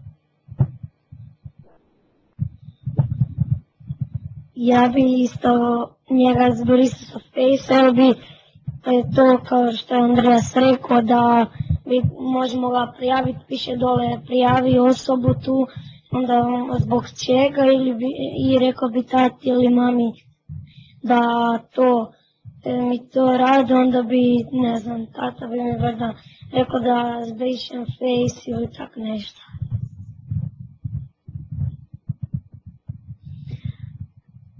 Evo ima jedan online komentar Mateja, kaže da je učenik 6. razreda i da nema Facebook profil i kaže da mnogi provedu po par sati na njemu i pitaju ga zašto si on ne napravi profil, a on kaže da njemu ništa ne nedostaje i da to vrijeme provodi u rekreaciji. Eto, to je komentar učenika 6. razreda, drago nam je da nam se javio. Evo, glasovi učenika nam dolaze i iz udaljenih lokacija, drago nam je učeniče što si nam rekao ono što ti misliš, a ja bi sad nešto još pitala naše učenike ovdje, naravno to se isto odnosi i na sve ostale, ono što zapravo nas isto interesira osim ove vaše sigurnosti na internetu i na društvenim mrežama, a to je da li je vama lakše učiti uz kompjuter? Znači, ako imate računalo kod kuće ili u školi, da li je vama onda lakše, da li brže učite, da li imate neke stvari koje vam lakše idu onda, koje lakše napravite, evo šta su vaši komentari? Ponekad mi je lakše crtati likove kad pogledam na internetu slike to što će nam raditi, to što ćemo raditi, učiteljica nam kaže ili od prirode nešto nam kaže gdje da nađemo. Naprimjer, sad smo učili Hrvati i Nova domovina, pa smo našli tekst od kuda su i od kuda dolaze. Meni je također lakše raditi prirodu preko kompjutera, jer kada učimo nešto novo čitati, lakše mi je to zapamtiti kada pogledam neke slike uz to ili neki video i onda odmah dočuram cijelu sliku toga pa lakše učimo. Meni isto također lakše na internetu zato što možemo više toga naučiti. Naprimjer, nam učiteljica kaže šta da nađemo, onda mi to možemo naći, onda iz tog teksta lakše izvučemo riječi koje nas su nam potrebne za ispit ili tako nešto.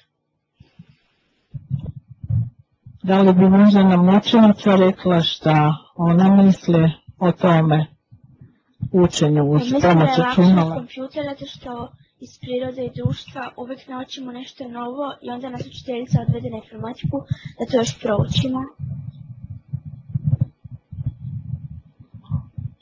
Evo, pitanje.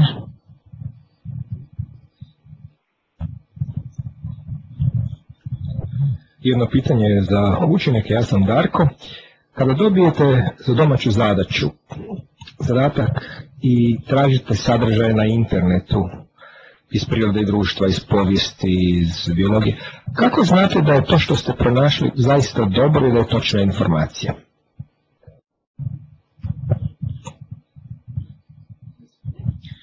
Pa zapravo ne znamo je li je to dobra i točna informacija, ali uvijek pogledamo više sadržaja i naučimo to i još nešto, pa kako se zove, učimo sa udžbenikom i kombiniramo, pa uvijek bude da ispadne dobro i učimo više i bolje znamo. I tako dobijemo bolje ocjene.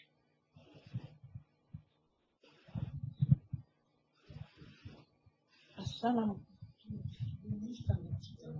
Recite nam nešto. Mi čujemo što mislite. Lakše mi je učiti na internetu zato jer tam ima više informacija nego u udžbeniku i ja mislim da su tamo točnije informacije. Meni je isto lakše na internetu učiti zato što ima više informacija. I sad kad smo učili hrvatske vladare, primjer u knjizi ih nije bilo toliko koliko ih je bilo na internetu. Knjizi ih je bilo malo manje. Bravo. Mi u radnoj bilježnici dobimo takva pitanja, istraži nešto, ali ne piše točno šta da istražimo. Ili recimo još što smo sad počeli obrađivati to u Hrvatskoj, kako smo postali svoja samostalna država, kad nam je učiteljica pričala, nema sve podatke o našoj knjizi, udžbeniku, to jest ko što ima u drugim udžbenicima, što se može pogledati na internetu i saznati više.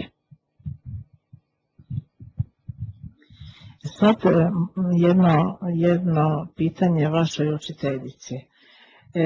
Kakva su njezina iskustva sa prijašnjim generacijama koje eventualno nisu radile informatiku?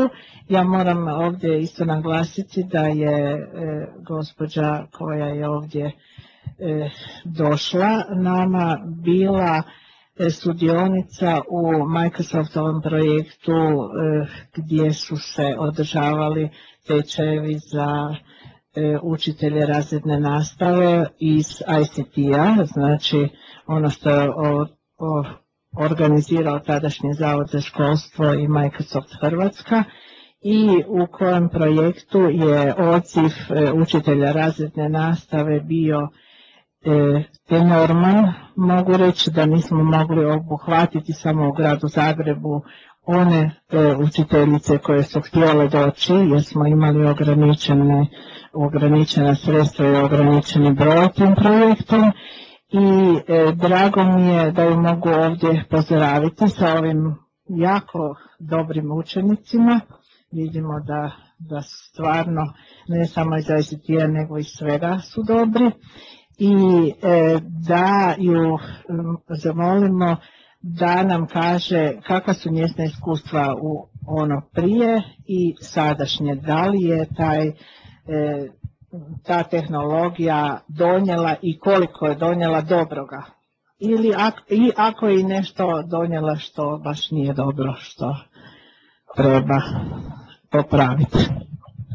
Dobar dan svima, ja sam učiteljica razredne nastave, imam 20 godina staža, od toga eto već 8 godina predajem informatiku učenicima od 1. do 4. razreda u nastavnim aktivnostima. Moje iskustva su u principu takva da pogotovo zadnje dvije generacije kojima predajem informatiku su izuzetno željna znanja, naročito u toj informatičkoj učionici. Izuzetno im je interesantno kada dođu u informatičku učionicu i prvo sjednu svako za svoje računalo, bez obzira na to što ih svi imaju kod kuće svako svoje, ali nije to isto kao kada oni to zajednički dijele, s lakoćom usvajaju nastavne sadržaje informatike i prenose ta znanja i na ostale predmete. Također i za vrijeme učenja gradiva, kompletnog gradiva razredne nastave, provodimo dosta vremena u informatičkoj učionici jer su već navikli, naprosto su navikli služiti se tehnologijom i usvajati znanja ne samo isključivo putem ploče, putem udžbenika, putem radnih bilježnica, nego i putem informatike, putem različitih prezentacija, putem traženja, nije to isključivo samo internet, putem razmjenjivanja znanja tokom i iskustava tokom samog sata. Nekada u prijašnja vremena, naravno to je bilo malo drugačije, ali se isključivo sve svodilo na recimo usvajanje znanja isključivo putem osnovnih sadržaja koje smo imali u udžbenicima, u radnim bilježnicama. Danas je to ipak malo drugačije. Današnje generacije su drugačije, ali naprosto se rađaju sa računalima. Eto. Hvala vam. Barem moja iskustva. Hvala vam. Ima neko pitanje možda kolegici? Nema. Imamo jedan komentar kolegice Antonele Cvik-Marić iz Splita. Evo, Antonela vas pozdravlja i preporučuje korištenje videokonferencijskih predavanja u našoj školi, u zdravstvenoj školi u Splitu, i kaže da su njihova iskustva s tim jako dobra. Imali smo još jedan pozdrav iz Crne Gore, čini mi se, od gospođe Dijane. I ako želite nešto reći, možete isto tako i usmeno postaviti pitanje ili dati svoj komentar ili napisati. Ako uključite mikrofon, možete i na takav način sudjelovati. Hvala. Oprostite. Čujete? Ja sam Matej, što sam nedavno napisao onaj komentar. Iz Karlovca sam i slažem se da je tehnologija dobra u učenju, ali ja sam jedan od rijetkih iz mog razreda, zapravo skoro u cijeloj školi, koji se još koristi knjigama iz knjižnice. Naprimjer za referate ili plakate. Tako da i ostalima preporučujem da pokoj put i odu i u knjižnicu za provjerene izvore. Zahvaljujemo, Mateju. Imaš li nam još šta reći? Mislim da nemam. Dobro, hvala ti na ovoj preporuci i hvala ti što si nam se javio. Što vi kažete, da li je knjižnica isto jedno mjesto dobro u školi? Pa je, knjižnica je zapravo jako dobro mjesto u školi jer puno možemo iz nje naučiti i čitati lektire kao što su naše učiteljice, mame i tate, dok još nije ni bilo interneta, radili sve iz knjižnica, udžbenika, radnih bilježnica i to je to. Hvala. Imamo jedan pozdrav iz Splita. Da, pozdravljaju nas učenici 6. A razreda osnovne škole Trstenik u Splitu. Pa i mi njih pozdravljamo, pa ako imaju nešto reći, bilo bi nam drago da se i oni uključe online pa da kažu svoje mišljenje.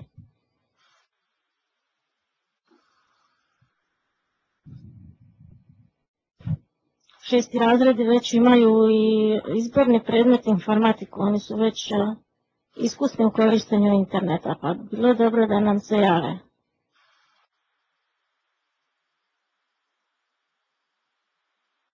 Možda će malo kasnije. Da. da mogli bi oni isto svi imaju sigurno svoj profil na Facebooku. Ali nas interesira više da li im računalo koristi i internet za bolje savladavanje gradiva školskog. Nešto su rekli su da im je ovo prva videokonferencija pa su još malo stidljivi. A dobro, možda ste ohrabre do kraja, imamo samo još do 15 sati ili na idućoj, očekujemo ih.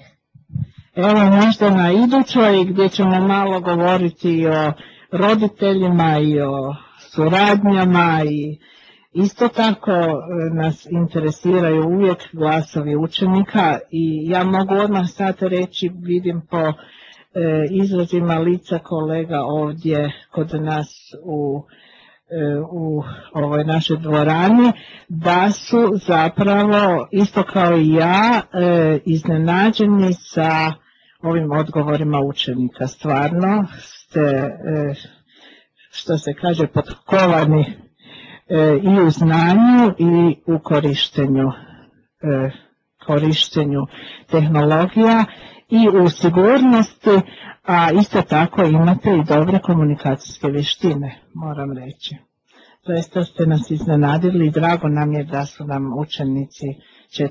razreda takvi i hvala njihovoj učiteljici, jer je sigurno to i njezin doprinos da su učenici tu nam predstavili svoju generaciju na jedan način da shvatimo da su oni tu i da mogu puno toga naučiti i znati. Mi koji ne komuniciramo sa, niti nismo toliko u vezi sa tom populacijom osnovne škole, možda smo imali mišljenje koje nije adekvatno njihovom statusu.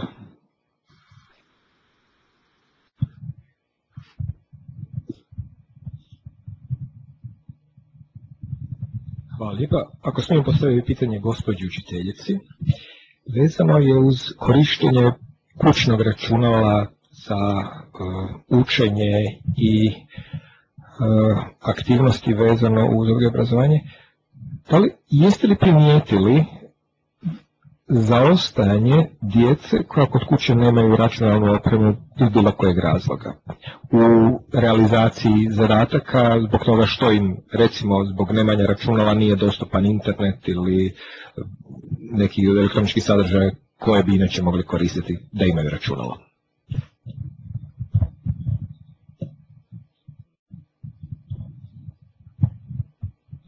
Nisam primijetila nikakav zaostatak. Zašto? Zato što su oni prvenstveno mali. Ja imam izvan nastavnu aktivnost. Dakle, to nije jednak sadržaj kao što će možda učiti na samom predmetu informatike koji će možda imati kasnije od 5. razreda. Učimo određene sadržaje, ali masu puta i kroz zabavu, tako da oni ne osjećaju to kao nekakvo opterećenje ili kao nekakav zaostatak, tako da se to kod njih ne primjećuje. A oni su još uvijek u dobi kada su dovoljno znatiželjni, dovoljno brzi u želji usvajanja tih znanja, tako da nemaju apsolutno nikakvih ograničenja kao mi odrasli i oni vrlo brzo to usvajaju. Ako nešto ne ide možda u prvih 10 minuta, u sljedećih 10 će ići sigurno. Hvala, to nam je drago čuti.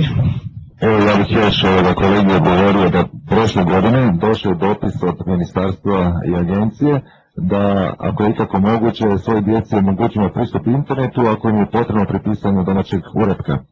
I evo u našoj školi prošle godine smo dakle to objavili svoj djeci roditeljima i na početku ove školske godine i za prvašiće i nijedno jedino dijete nije imalo tu potrebu.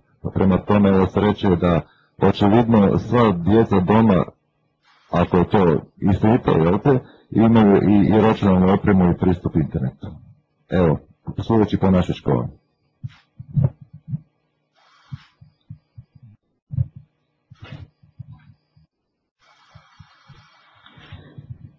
Imamo li još pitanja? Možda kolegici Sanji da postavimo pitanje. Kad ste vi dobili učenike u prvi razred srednje škole, da li ste radili neku anketu ko je i koliko učio informatiku i koliko se zapravo tehnologija i računala upotrebljavalo u drugim predmetima? Do tada, do onog časa dok su djeca došla do vas. Ne znam koliko su kolege u okviru drugih predmeta, ali s obzirom da ja predajem informatiku, ja uvijek prvašiće kad dođu u prvi srednje, propitam iz čistog razloga da mogu prilagoditi svoj pristup nastavi, pristup učenicima svakim od njih individualno. Jer u prijašnjim godinama, kako već 20 godina predajem taj predmet, sve manje se vidi razlika među učenicima koji dolaze u prvi razred. Prije je razlika bila vrlo velika i nismo imali homogen razred, već vrlo heterogene razrede, od učenika koji nikad nisu uključila računalo do učenika koji su, ne znam, ili sa svojim roditeljima ili na informatici pod izbornom nastavom već svašta radili. Sada se te razlike sve više smanjuju i ja na početku svake godine provjeravam kako je to, tako da u ovoj godini, ovih posljednjih zapravo par godina koliko sam ja u ovoj školi, većina učenika, mogu čak reći i gotovo svi, imali su pristup računalima, ako već nisu išli na informatiku u osnovnoj školi, radili su to kod kuće, bilo sa svojim roditeljima ili samostalno, ali većina njih se služi aktivno internetom, koliko dobro o tom potom, jel? I međutim svi se služe računalom, internetom i one najosnovnije radnje znaju, tako da mislim da tu nema nekih velikih razlika među njima, a na nastavu informatike otprilike, ja sam nekakvu statistiku vodila, išlo na nekako oko 50 do 60% učenika koji su se upisali. Zahvaljujem. Da li imate vi učenici nešto nas pitati? Tu u dvorani. Što biste vi nas pitali? Da odgovorimo, pa ćemo naći ko će odgovoriti. Koliko vi tu već dugo radite? Gdje misliš, ovdje, za ovim stolom ili... Ne radim ja u srcu, ja radim u Agenciji za odgoj i obrazovanje. Odnosno, bavila sam se školama kao savjetnica za informatiku i računarstvo. Koliko dugo? Jako puno godina. Neću odgovoriti koliko godina, jer onda biste me stavili u onu ne starija nego stara u anketi. Moramo se malo šaliti. Evo, dosta dugo. A je ja mogu pitati zbog čega si mi to pitao? Eto. Još? Da li vam teško to sve raditi? Ne, dapače, evo i ovo sad tu, ako se to smatra radom, ovo je jedno veliko zadovoljstvo vidjeti vas i vidjeti kako puno znate i kako lijepo odgovarate i kako puno imate znanja o svemu, zapravo o onom što mi mislimo da ne znate i bojimo se za vas. Vi zapravo time baratate i lijepo je bilo to danas doživjeti. Tako da ni malo nije teško, dapače jako je ugodno. Jer oni koji su rasli sa školom i koji su se opredijelili da rade u školi, vjerujem da im je ovako napredovanje učenika i ovakva stručna znanja jako ugodna i koliko god nekad vjerojatno niste ovako dobri, nego to nećemo ništa pitati vašu učiteljicu, ali znamo kako je sam i radila i u školi, pa znam kako je, učenici isto imaju svoje loše dane i dobre dane, ali sveukupno napredovanje je ono što je čovjek izabrao za svoj životni poziv i onda ga to veseli. Da li možda nekog drugog želite pitati da li im je teško? I koliko rade? Evo možda kolegicu da odgovori, da samo ja ne odgovaram. Pa evo, ja mislim da je dovoljno jedna rečenica. mi koji smo izabrali raditi s vama i kad vas vidimo ovakvi kakvi jeste, od vas malih sada koji ste nas doslovno oduševili svih ovdje što sjedimo, do naših srednjoškolaca koji na kraju izađu iz škole i vraćaju se natrag i jednog dana u prolazu nam kažu hvala profesora ili hvala profesorice na svemu što ste nas naučili. Ja mislim da nema veće sreće i zadovoljstva nego raditi sa takvom djecom. Eto, nije nam sigurno teško. Nekad je malo teško, nekad malo previše vremena potrošimo, možda bismo nešto drugo, ali sve se to, dragi moji, isplati. I vjerujte da svi vaši učitelji i nastavnici uživaju u radu sa vama. Eto, mi se približavamo kraju. Da li još netko ima neki komentar na sudjelovanje naših učenika, možda i iz Zadra? Ima li kolega Edin šta reći na ove naše četvrtaše?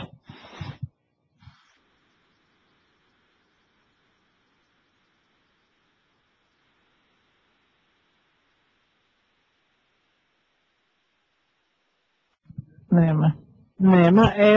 Eto, onda ja bih zaključila, zahvalila svima, zahvalila učeniku i učenicama u Zadru, zahvalila bi vama ovdje što ste došli i ovako nas obradovali sa svojim stavovima i nadam se da ćete i dalje tako nastaviti učiti i raditi i da ćete imati uspjeha, jer to je naša jedina želja koju radimo u sustavu obrazovanja.